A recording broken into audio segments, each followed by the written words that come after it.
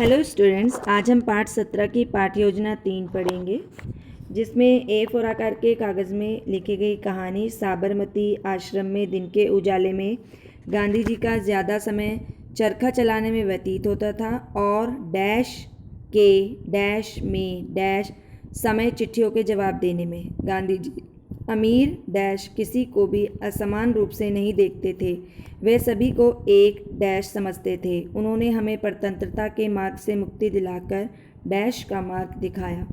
उनके दिखाए मार्ग पर चलकर आज हम गुलाम से डैश हो गए।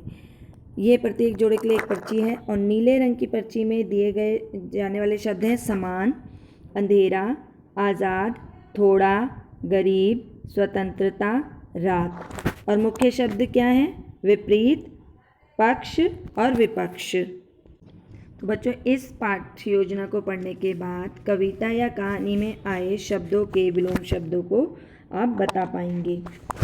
जैसे देखिए कि मैं जब ऊपर देखती हूँ तो आसमान दिखता है, नीचे देखती हूँ तो धरती। मैं जब सोती हूँ तो अंधकार होता है, जागती हूँ तो प्रकाश।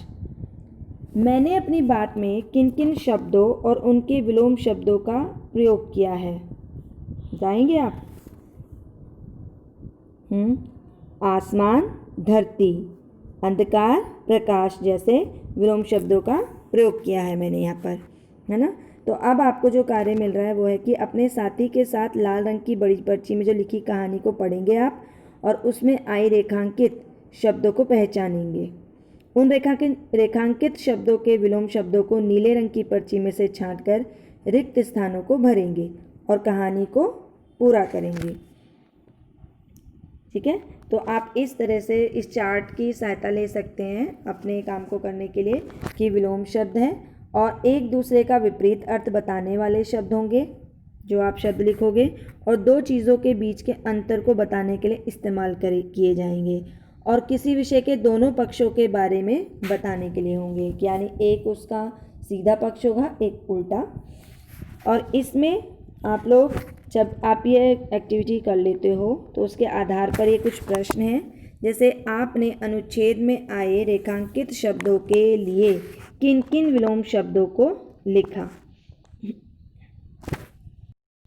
तो इसमें आपने क्या लिखा कि साबरमती आश्रम में दिन के उजाले में गांधी जी का ज़्यादा समय चरखा चलाने में व्यतीत होता था और रात के अंधेरे में थोड़ा आएगा फिर समय चिट्ठियों के जवाब देने में।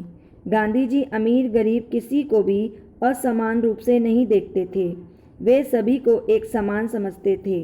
उन्होंने हमें परतंत्रता के मार्ग से मुक्ति दिलाकर स्वतंत्रता का मार्ग दिखाया। उनके दिखाए मार्ग पर चलकर आज हम गुलाम से आज़ाद हो गए। ठीक है ना। तो इस तरह से हमने इन अपने आंसर को कंप्लीट करना था, इस तरह से हमने एक्टिविटी करनी थी अपनी। जो अगला प्रश्न है वो है कि विलोम शब्द क्या होते हैं। पाठ में आए शब्दों के विलोम शब्दों की पहचान कैसे की जाती है।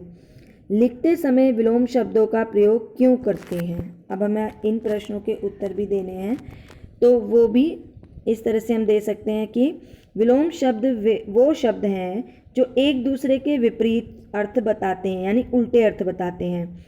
वाक्यों में उन शब्दों को पढ़कर हम उनके विपरीत अर्थ बताने वाले शब्दों का अनुमान लगाते हैं।